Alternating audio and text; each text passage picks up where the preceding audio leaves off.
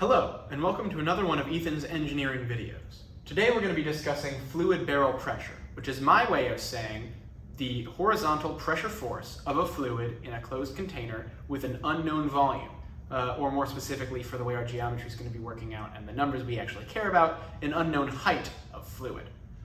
So obviously to look at our fluid barrel pressure, first we have to draw our barrel, then we have to put fluid in it, and then we can start worrying about the derivations for our pressure. So I'm going to get started with that. First we have to draw our barrel. So I'm going to be drawing it up here, like that. That's going to come around, curve, and then go right back. That's a horrible circle. I apologize for my drawing, it's really not good. So now we have our barrel, so now we have to put our fluid in it. So I'm just going to draw some level that goes across the whole thing. I'm going to connect these two now like that, and this one like this. And there we go. So now we have our fluid in our barrel with some level h. As you can see, we've oriented the barrel on its side so that it could roll if it were pushed. And then obviously, of course, at some point, I'm just going to put the circle here because it doesn't matter. We also know the radius of our circle. And of course, the other measurements we're going to care about are going to be the length of our barrel. And then, yeah, so we have a radius, the length of the barrel. We have the height of the fluid in the tank, which we don't know as like a specific number, but will have to be known for all these calculations to get an answer, obviously. So to get started, we have two surfaces upon which horizontal force can act.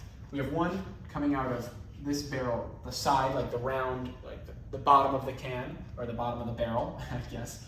And then one coming out of the chalkboard directly at the camera, which we're going to call this one f of x, and we're going to call this one f of y. So we have two horizontal components, not vertical, but one of them coming out of the board and one of them going along the board in the same direction. So this one's coming out of the barrel, like through the barrel of the barrel, and this one's coming out the walls of the barrel. Obviously these are end capped, but if you were to make it into a straw, for example.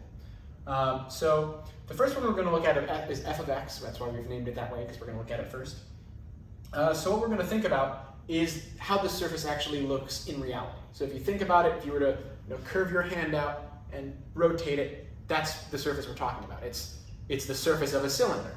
However, obviously there's going to be lots of pressure force acting along the surface, which is curved in three-dimensional space. Remember, it's both curved like the rim of a circle, and also, of course, stretched horizontally along the f of y direction. So what this means is that this surface would be terribly complicated to computate the integral pressure force over, because we'd have to be doing some derivative area like that, and of course we'd have to find the derivative force on that area, which is a factor of the curvature and the height of the water, which is just be a whole mess. So what we can do is actually use a small little perspective trick that I think is best explained through uses of terms of magnetism. So if any of you know Gauss's law, you'll know that the charge contained within an area is equal to the integral of the flux through that area, or the charge contained in a volume is equal to the flux going through that surface area, like an integral of that. So what that's saying is that basically all of the charge that gets out into the surrounding environment has to go through some barrier, some closed barrier. And we can say the same kind of thing, and we can illustrate that with perspective, and we can kind of equate that to pressure force in this fluid acting on the wall. So if we were to look at it from the side, that wall would look like this, but from head on, the wall would look like this. And yes, that is just a rectangle, because even though it's curving into the chalkboard, like right here, it's curving into the chalkboard, we can't see that from this direction. And that's because that curvature is canceled out by the perspective. And even though we can't literally just calculate this rectangle because it looks like a rectangle from a certain angle, we can illustrate that all of the force that would be acting across this three-dimensional curved surface must go through some other plane in that surface of water. And since the only plane that covers the entire surface of water would be something that goes from the zero here, the bottom of the barrel, horizontally to the water height, which would be the midplane, because obviously that's the lowest down, is the middle of this water. So if I were to draw the midplane, it would be in that h, this right here, like right in the middle, and then of course it'd be a rectangle going across the middle of, it'd be like that, across the middle of the water level, all the way, it would connect up with the h over there. So that midplane is basically this rectangle that I've drawn. So they're not equal because we can look at it from a certain angle and it looks the same, but because all of the pressure force that must go through the midplane, or that would go through the midplane, also will end up acting upon the actual surface through which f of x is acting, the pressure force is acting, the pressure horizontally is acting. And even though those surfaces are different, the distribution of that force across that area is also different because of the three-dimensional curvature, and they end up canceling out. So the amount of force acting on both of them is the same. So we can actually use this much simpler mid-plane expression of area to calculate our pressure force instead of this three-dimensional curved surface. So I'm going to do that over here because I'm going to need lots of room to do the second half. You won't even believe because my writing is big, even though it's already hard to read anyway. So our force of, the force of pressure is just equal to the pressure multiplied by the area upon which it's acting. So obviously we're going to be looking at f of x, so we have to put this in terms of that situation. So the pressure is, we all know it's rho, the density of water or whatever fluid we're using, the g, which is the height, and then h, which is of course the height of the fluid above whatever point we're looking at, multiplied by the area, and since we're looking at this, we're going to just do, that's the length, of course, the length of the whole cylinder, and this is h, the water height. So L and h. And you might think, okay, great, slap this into your calculator, we've got the force. However, if you think about it, what this is saying is that the force here, this is the pressure, that this pressure is acting across the entire surface. It's saying the pressure along this curved surface is in equilibrium everywhere. That right here is exactly the same as the pressure over here across that whole area. And we know that that's not true because the pressure does depend on the height. However, that height is not constant across this entire surface. The amount of water pushing down here is much, much greater than the amount of water pushing here at the very top of the surface of the liquid, near the surface of the liquid at the top. So we can't actually do this the way it's written. We have to do this as an integral. So how do we do that? Well, I'm just gonna put a line through this because no, we can't do that as written, but we can do something very similar. So what we're gonna do is we're gonna take an integral, and I'll save room for the bounds of integration, and we can say that for any particular slice, imagine that's a really, really thin rectangle right there, and it's just a horizontal line of chalk, but imagine that's an infinitesimally small area. So even though this whole thing right here is of height h, this slice is dh, some derivative height, or some derivative area of height dh, some infinitesimally small height that multiplied by the length does give you an infinitesimally small area. So what we can do is say, for that infinitesimally small area, so I'm going to write L dh, so for some infinitesimally small area, we know the pressure is going to be, well, the density of the liquid multiplied by the force of gravity. And then, of course, the height is going to be everything up to that point, which is going to be h again, because all this is saying is that instead of having one constant area, one constant pressure acting on the entire area, this is one constant pressure acting on a specific area at that specific height. So now we're going to take our bounds of integration. So we're just going to index this as height 0, and this is height h, because obviously this is h tall, so the top of it, if the bottom is 0, must be h. We're going to integrate that from 0 to h, and then we see here that obviously having h as a bound of integration and as a variable in the integration equation is confusing, and since we don't actually care about the integral itself, we're going to make these dummy variables of integration by just putting an apostrophe next to them to make sure we keep them straight in our heads. And then we can just do this integral. So the first thing we're going to do is going to pull the constants out, which is rho, g, and L. And then we can have our integral, which is just going to be integral of h dh. So the integral of h is going to be h squared over 2. We have h prime squared over 2. And we're going to evaluate that from our bounds, which are 0 to h. So obviously, doing that is pretty easy. H squared over 2 is h squared over 2, and then plugging in 0 for h prime is going to be 0 squared over 2, which is 0. So our final force of pressure is equal to rho g L h squared over 2. So this is the horizontal force coming out of our chalkboard. I just realized I've probably been standing in the way of this the entire time on camera, but I'll make sure to scoot over now so you can see all the work. I think most of it was visible, but I probably am off screen a little bit now. So what this says is the pressure force coming out of the chalkboard along this long rectangular perspective area is equal to the density of the liquid, or the fluid we have, multiplied by the force of gravity, multiplied by the length of the actual barrel that's containing the liquid, multiplied by the height of the liquid squared divided by 2. So that's our final answer for this part. Again, the algebra is fairly simple. It's a two-step. Like if you make an integral, then you evaluate the integral, and then you're done. You do a little rearranging in algebra, and you're good. So now we're going to do the same thing, but applied to this circle right here. So I'm going to need a lot more room, so I'm probably going to start here by drawing our diagram, which we're going to come back to several times, and then start. So I'm going to start the equation over there, give myself rooms for diagrams here, and hopefully that will be enough space. So we're going to start with the same thing. We have the force Y is going to be equal to the pressure times the area. Same thing. It's just our area this time is no longer perspectively, or considering flux, if you're thinking about it in terms of electromagnetism and magnetic field lines, or electric field lines. That works as well too.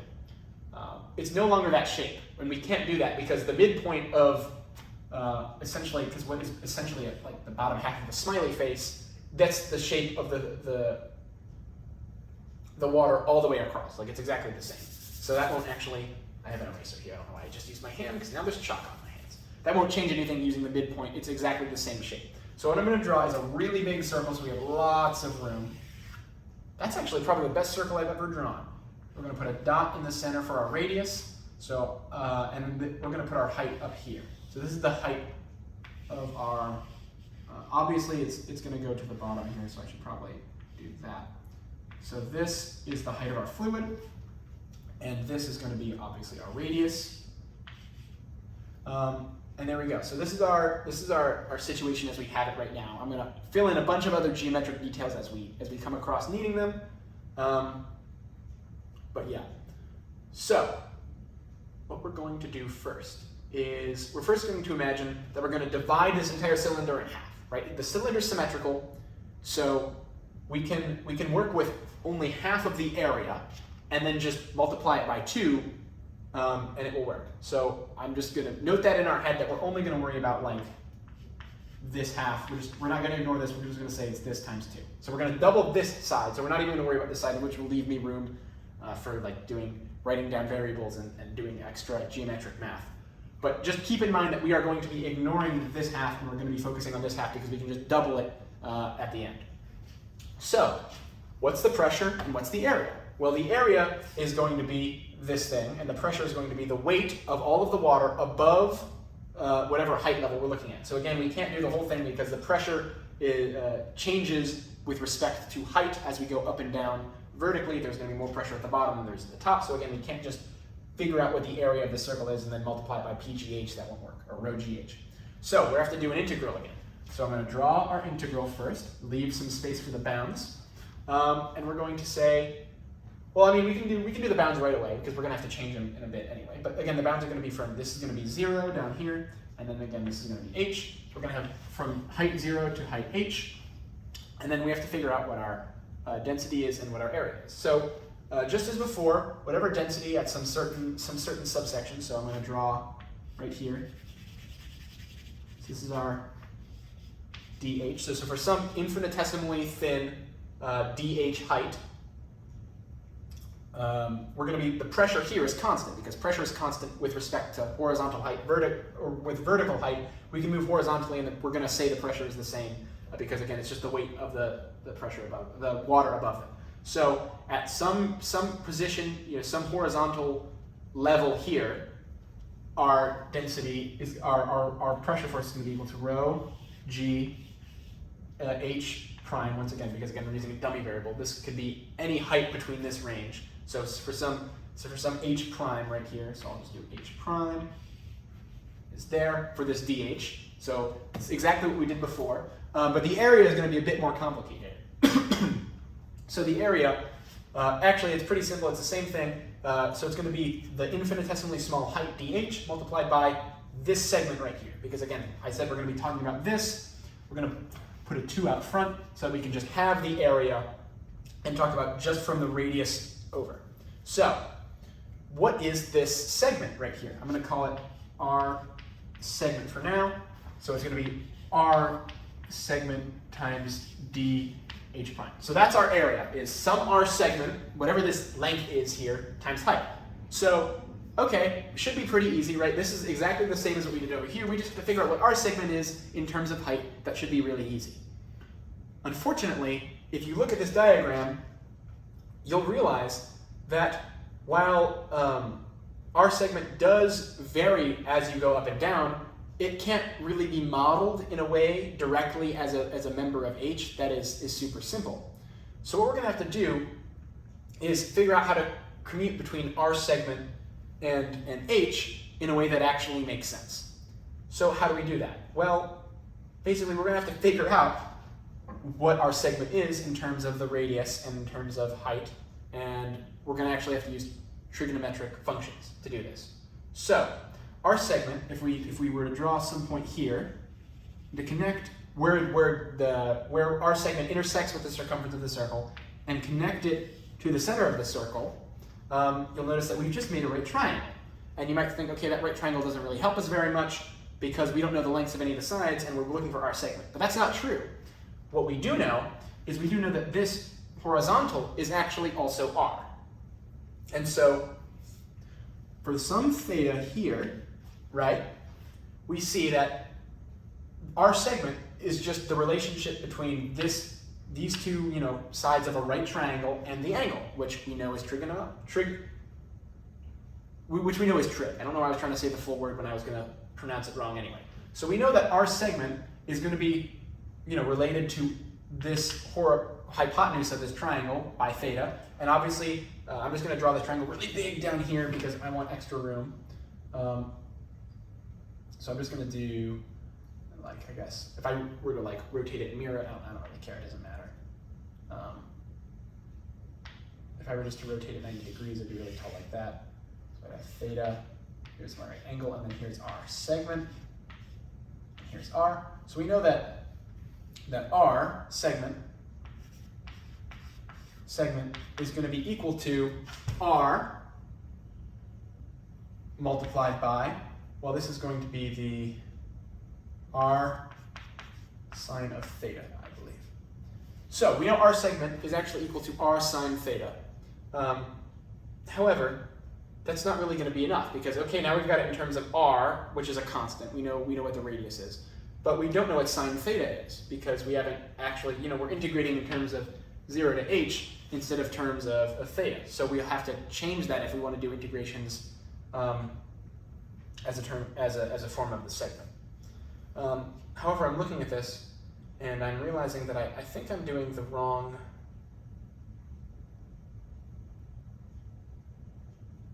No, I think that's correct because if I start here, theta would be 0, and so our segment would be 0.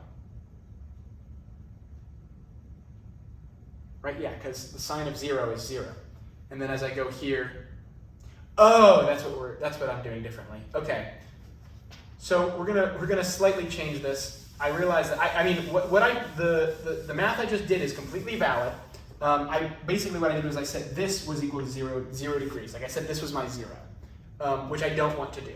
What we're going to do is to make, again, the math a whole lot easier and to follow what we did in class, just because it's conceptually easier to me to not reintegrate it because I don't have anything to check it against when I get the final answer, is we're going to set horizontal right here. We're going to call this theta is equal to 0 right here. So we're going to be bounded between up here, which is going to be theta is equal to some theta, so theta 1, and then down here, theta 2 is going to be equal to negative pi halves. So that's the difference between what I did, what I just wrote with the triangle, and what we did in class, which would make, if we were to draw this, which is also equal to R right here. So again, these are all equal to R, and we put theta here, it still works. So just because of, if I were to draw a straight line up and this, so essentially this angle right here and this angle right here are equivalent just by we have two parallel lines. This one's the radius and this one's also, they're both horizontally flat. And then we have a line, going through them. This angle and this angle are interior angles to each other, so they're equal. So we can see that our, again, doing all this changing of how we're assigning, basically by changing where we assign theta, we can set our segment is equal to r cosine theta by placing theta on this side instead of this side, which is done by placing theta here and saying this is equal to 0, so we have plus and minus pi half. Like this is the absolute maximum would be all the way up here if our variable is full, but obviously our theta, like theoretical maximum would be 2 pi, but since we don't know how full it is, it's going to be all the way up to here, so some theta 1 is going to be equal to something, some maximum angle, which is going to be the maximum height of the water, this angle right here. Anyway, so all of this, me getting distracted, changing my mind on what I'm going to do, is all to get this. R segment is equal to r cosine theta. So I'm just going to rewrite that up here. So r cosine theta is now r segment. So that's great. However, now that we're doing this in terms of theta, we need to put everything else in terms of theta that is currently in terms of h. So that's going to be a little bit of a pain. I'm going to give myself some more room because of how big of a pain that is going to be. So we're going to start over and we're going to reintegrate everything in terms of theta.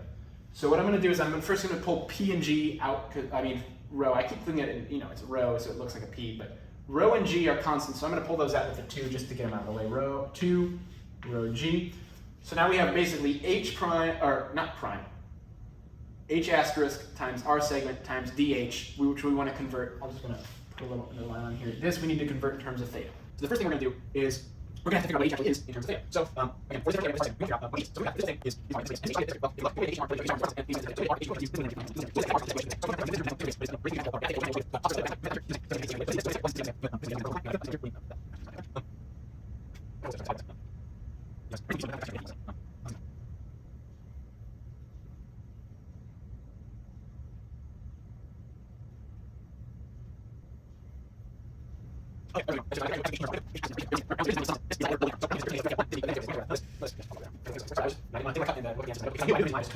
all comes back to using this apostrophe to indicate that it's the bounds of integration.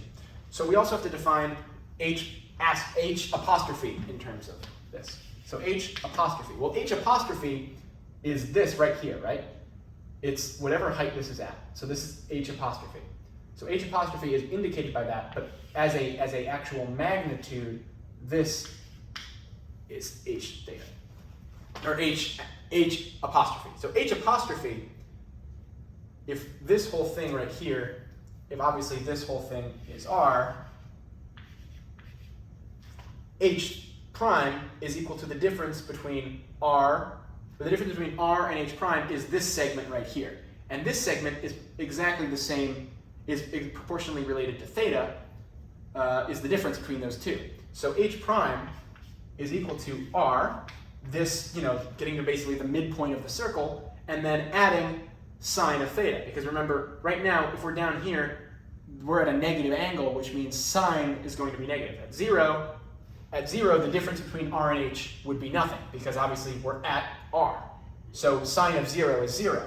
If we're down here, we're below 0, we're at a negative angle, the sine will be negative, so r is equal to or h prime is equal to r plus some negative number that is this value right here, which will be negative, because again, this would also be h prime is equal to 0, essentially, if you think about it that way, if that helps you conceptualize it at all. I don't know if it really will, or if it will just make things more confusing, but essentially, we can just rewrite this as sine theta. So h prime is equal to r plus sine theta. That's great. So that gets us this. We already got our segment in terms of theta. I'm going to box this so you can see.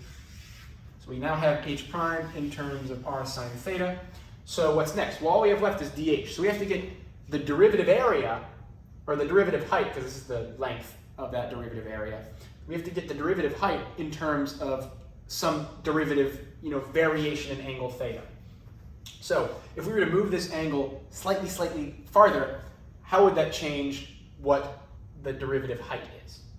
Now again, we could try to do some really small scale geometric proof where it moves along the curve of a circle, but we don't have to do that because the derivative of the height is just the derivative of what the height is, obviously. So the how this thing changes with the variation in angle is just going to be taking the derivative of h prime with respect to theta.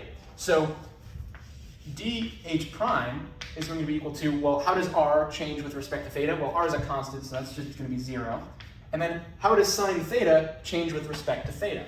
Well, that's just going to be cosine theta, because the derivative of sine is cosine. And then, since we're changing this with respect to theta, but right now we have things in terms of other stuff, we also have to know how much theta changes.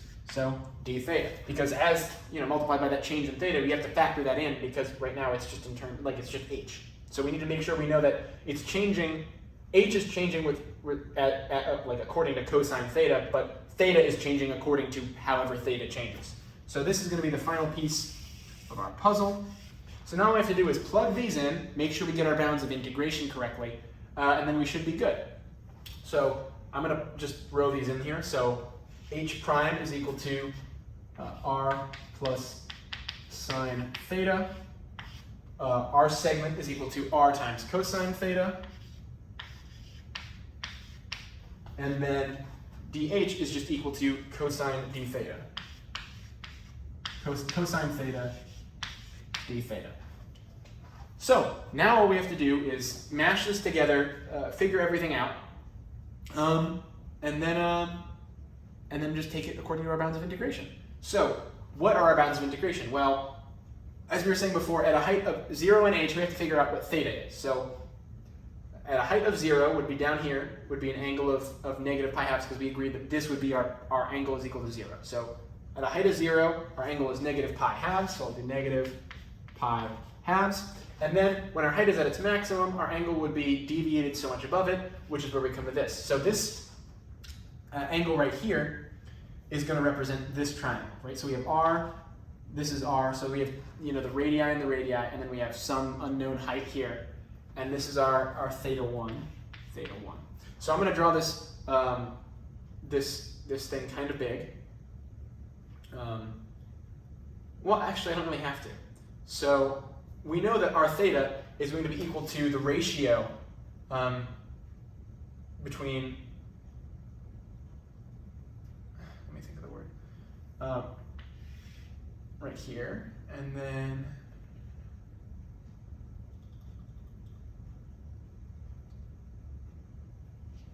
so we know is that angles are ratios between the sides of a circle, correct? So there we go. So what is this? What is this right here? What is this height? Well, this height, if you look at it, if this is the actual height of the fluid, this segment is equal to the difference between the actual height, the maximum height of the fluid, and the radius of the circle. This right here is h minus r. That's the important part. This right here is h minus r. So that's a segment, and this is a constant, and this is a constant, because this is our maximum height, and this is the radius of our drum.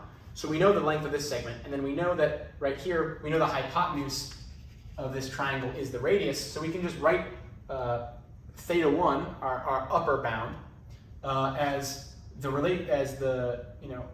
if the ratio between this, and if we're looking at it from the perspective of theta 1 is this angle right here, it would be theta 1, although theta 1 is here, but again, it transfers over because this is still r and this is still h minus r. The relationship between this and this relates to that through sine, so we know that the sine of h minus r over r, or the sine of theta is equal to h minus r over r, so if we just move that out, we get the arc sine of h minus r over r. So again, if you think about this triangle in a second, sine is equal to opposite over hypotenuse, so it's going to be h over r divided by r, and then you just take the arc sine of both sides, so you get theta 1 by itself. So we're just going to write theta 1 up here, but I'm going to put a box around this real quick, because again, this is an important derivation. It's going to be useful for when we have to plug everything in at the end to finally wrap up our integral. So yeah, now we can just do the math. So we have to do 2 rho g integral from negative pi halves to theta 1 of, if I just expand this out, it should be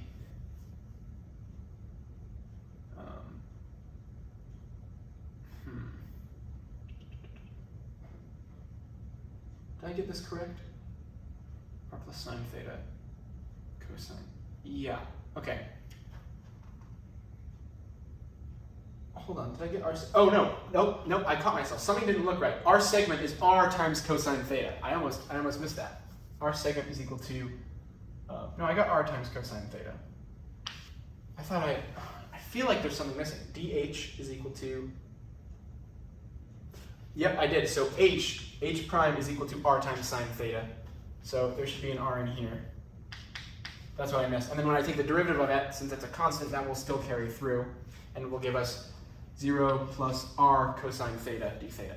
I knew there was something missing because I know at the very end, I don't want to be a spoiler, but there is an R cubed involved. Since it's a constant, we pull it out, and I was looking and there wasn't enough R's to be R cubed, it would only be R squared. So I had to fix that really quickly.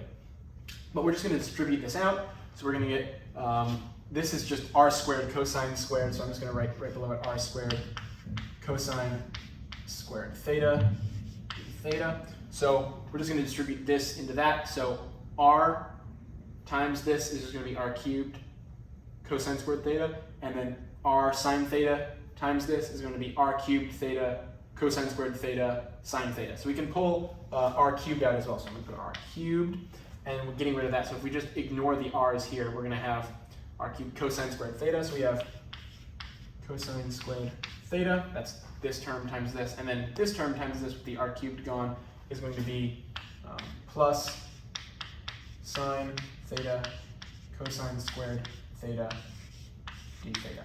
So that's our integral with some cleaning done. So now all we have to do is we have to take the integral of this. So and then evaluate it. So 2 rho g r cubed. I'm going to put a big box here because we're going to need lots of space. So the integral of cosine squared theta, we can use, oh shoot, we're going to have to do the, we're going to have to do, not what's it called?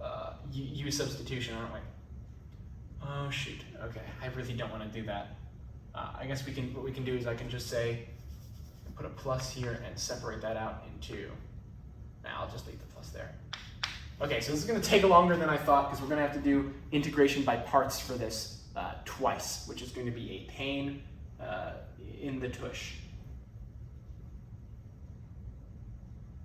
Welcome back. So after a quick review of integration by parts and checking out cosine squared and sine squared, and of course all the associated tomfoolery with this, we're going to be ready to do our integration now. So what we can do first is we can do the integral of cosine squared. We're just going to do the integration by parts. So that's essentially cosine theta times cosine theta, which we know u is going to be equal to cosine theta. So u prime is going to be equal to negative sine theta, and we have v prime is going to be equal to cosine theta d theta. I forgot to add the d theta in here. So v is going to be equal to sine theta. So when we do this together, we see that uv, which is sine times cosine, so sine theta cosine theta is going to be minus the integral of negative sine theta times sine theta. So that's going to be negative sine squared theta d theta. Obviously, you can move that negative into the plus. So now what we can do is we can say, well, sine theta is equal to 1 plus cosine squared, according to the rule, the trigonometric equality. So we're going to rewrite this as 1 minus cosine squared theta. Now what we're going to do is we're going to separate these into two integrals. So we have sine theta cosine theta plus, well, the integral of 1 is just going to be theta minus the integral of cosine squared theta. And now what you've noticed is that all of this has been taken from the cosine squared, the integral of cosine squared theta. So what we can do is we can basically just move this one over to this side so it's equal to 2, and then just like take it as it is. So if we do that, we just divide this whole thing by 2. So we get theta over 2 is, plus sine theta cosine theta over 2 is equal to the integral of cosine squared theta. So that's the first thing we're going to do. So we're going to take this and we're going to substitute it in there. So we have the integral of this is going to be theta over 2 plus sine theta cosine theta over 2. And then we're going to have to do whatever this one is, which should be a little bit simpler, like not a whole lot simpler, but marginally. So we're going to do that one next. So that's going to be the integral of sine cosine squared. Sine theta cosine squared theta. So what we're going to do is going to be fairly similar. U and v prime. So u is going to be equal to, I think it's, because this one's odd and this one's even, since sine is odd, I think u is supposed to be cosine?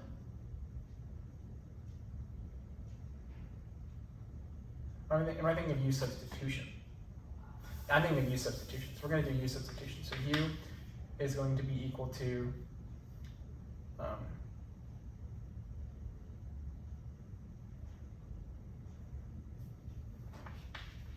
cosine theta.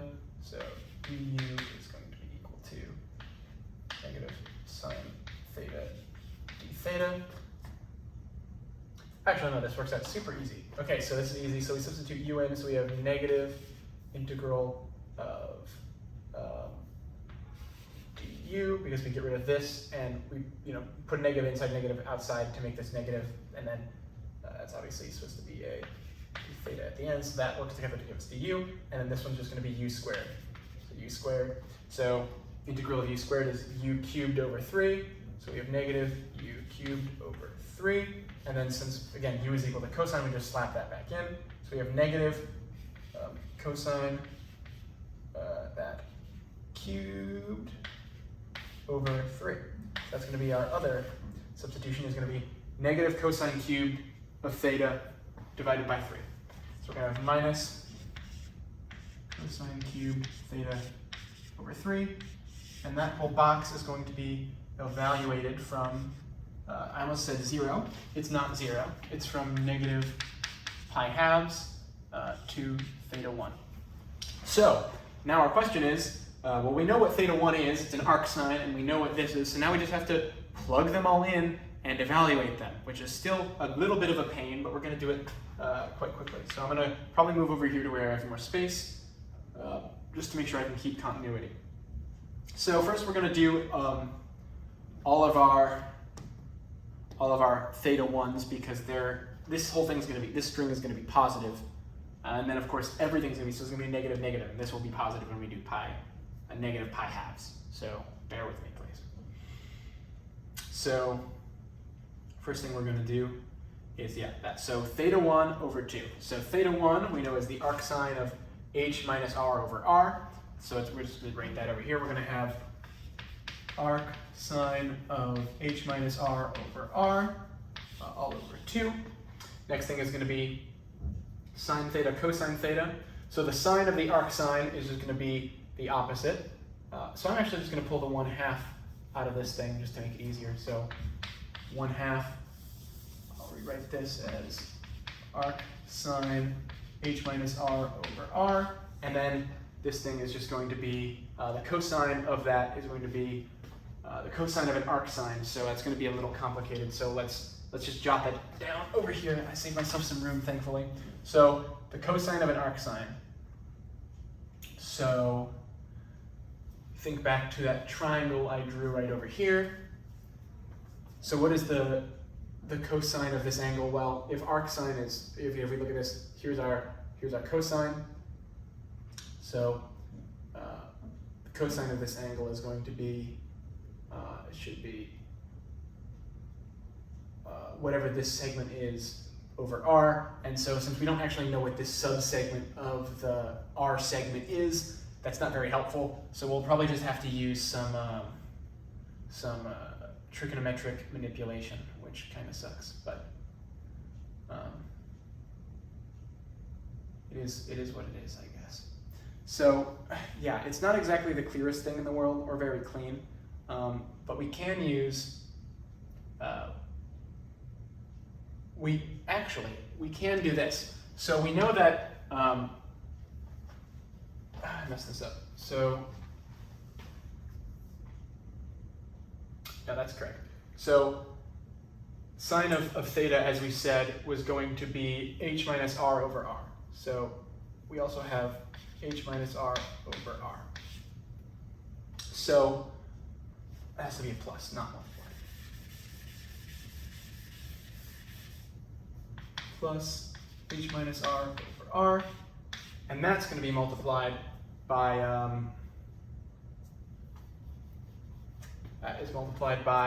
cosine of theta. So now we know what sine of theta is. If we were to square this, subtract it from 1, and then take the square root, that would be cosine, since we've already found sine theta for theta 1. So if we just take this, if we square it, so it would be the square root of 1 minus h minus r over r squared, like that. So that's what it would work out to be. We could simplify this a little bit. Be r squared on the bottom. It would be r squared on the top minus 2hr minus, it would be h squared minus 2hr plus r squared, and we'd subtract 1, and we'd have it. So yeah, we can technically simplify that. So let me simplify that really quickly. So because it's that, so 1, which I'm going to rewrite as r squared over r squared minus, and since what we said was that would be squared, so it'd be h squared minus 2hr plus r squared all over r squared.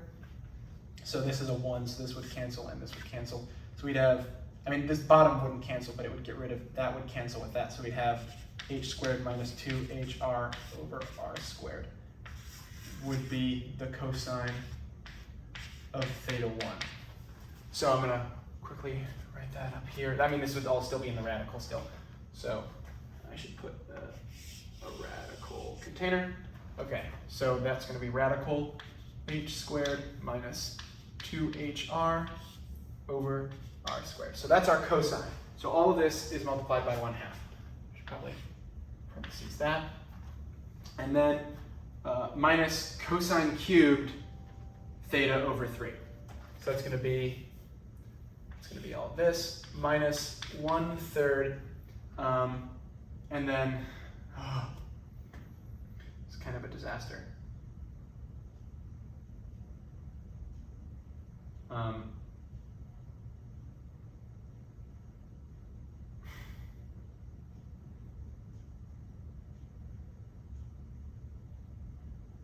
So yeah, it's just going to be this, but cubed, so it's going to be to the 3/2. And obviously, because this r squared is within, you could technically filter that out, but I didn't bother. But when you're multiplying it to an exponent, you might as well. So it's going to be, so r squared, the square root of r squared is going to be just r, and then r raised to the 3rd power is going to be r cubed. So I can just do the square root on the top, or not the square root, but I can just have r cubed on the bottom here, and then just put h squared minus 2hr to the 3/2 power, since it's already in the square root, it's at the 1/2 power. So that's this thing evaluated at theta 1. So now all we have to do is subtract that from this evaluated at pi minus 2. So it's going to be a big minus, but I'll just do it by parts as we go. So right here we have pi halves over 2, negative pi halves over 2. So it's going to be negative pi fourths, but again, because we're subtracting this whole thing, it's going to be positive pi over fourths, so plus pi over 4. The next thing is going to be pi over 1/2, and both sine or cosine, one of them has to be 0 at pi halves, so we can just plus 0 that, so we can get rid of that. And then the last thing is going to be pi halves is a cosine cubed over 3. So negative pi halves is pointing straight down. So thankfully that just kind of goes away when you think about it, because cosine of straight down vertically has a horizontal component of 0, so that's also going to be 0. So I'm just going to put a, I guess I'll put a, yeah, so that one's supposed to be minus, this one would be plus, so it would be minus 0, and this one is minus, but since it's negated, it would be plus 0. So this is all of our components right here, and it's kind of hard to read, so I'll rewrite it one more time. F of y is equal to, I'm going to make sure I pull everything out correctly. It's going to be equal to 1/2 arc sine. Honestly, I don't even know if it's worth rewriting all the way down. I'll just erase the two 0 parts, and let's say it is equal to f of x, because I am very, very tired. Had a long day of doing interviews, a long day at the career fair, and I've just spent an hour and a half doing this derivation, and I'm very tired. So, just to finally do a quick review, here's our cute little f of x. I need to fix that. F of x is equal to rho times g times l times h squared over 2. And our f of y is all the way over here, featuring our cute little integration by parts and by substitution. The horizontal component in the y direction of the weight is going to be 1/2 times arc sine of h minus r over r plus h minus r over r times the square root of h squared minus 2hr over r squared minus 1/3 times h squared minus 2hr to the 3/2 power divided by r cubed plus pi over 4. So that is right there. Oh, no, I can't forget that I also need to have outside of all of this thing, so this whole thing in brackets, I almost forgot, is also going to be multiplied by these things over here, which are 2 rho g r cubed. So we're going to this is double check. I'm just double check. So long, I know it's seriously. They want to do right?